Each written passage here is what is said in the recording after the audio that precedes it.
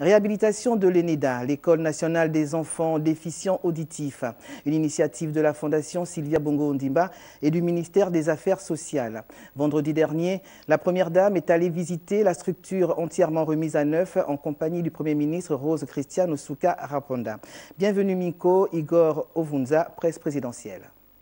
Bon soin de la Première Dame du Gabon depuis 2013, l'ENEDA fait peau neuve aujourd'hui. Désormais partie intégrante du réseau des écoles de l'égalité des chances de la Fondation Sylvia Bongo Ondimba, l'établissement spécialisé a été entièrement réhabilité et remis à neuf grâce à un financement de la Fondation chère à l'épouse du président de la République. La présence de Sylvia Bongo Ondimba ici ce jour sera certainement inscrite en bonne place dans les cahiers d'histoire du seul établissement public scolarisant les enfants en situation de handicap auditif au Gabon. C'est un grand honneur quand on sait les actes que la Première Dame pose à l'endroit des personnes vulnérables en général et handicapées en particulier.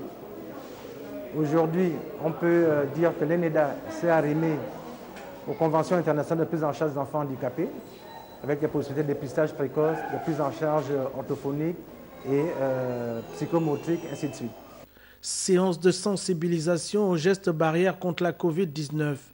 Au contact des 108 élèves de l'ENEDA en cette journée particulière, l'épouse confirmait son intérêt pour l'inclusion sociale des personnes handicapées à travers l'éducation et la formation. Vous imaginez, pour qu'un enfant, par exemple, déficient auditif puisse apprendre, il faut la langue des signes, il faut l'appareillage pour la restitution de la parole. Or, nous n'avons pas tous ces outils-là, nous n'avons pas toutes ces cabines-là, nous n'avons pas la possibilité de fabriquer nous-mêmes les prothèses auditives. Et aujourd'hui, c'est possible. Au-delà de la dimension pédagogique ici, la Fondation Sylvia Bongo Ondimba pour la famille prend également en charge les aspects matériels, du mobilier moderne et des équipements d'audiophоnologie.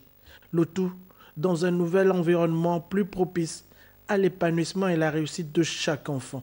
L'égalité des chances, c'est ça le concept, c'est ça le terme. Pourquoi égalité des chances? C'est parce que jusque-là, ces enfants-là étaient quitte gardés par les parents à la maison, quitte pris de personnes en charge de façon partielle.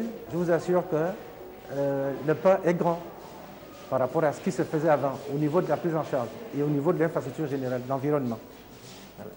À l'issue de la visite, la Première Dame a remercié et félicité la direction et le corps professoral pour le travail accompli en faveur des enfants. Avec le Premier ministre Rose Christiane Osuka à ses côtés, Sylvia Bongo Ondimba a immortalisé sa visite en plantant symboliquement un arbre, énième témoignage de son engagement pour l'égalité des chances.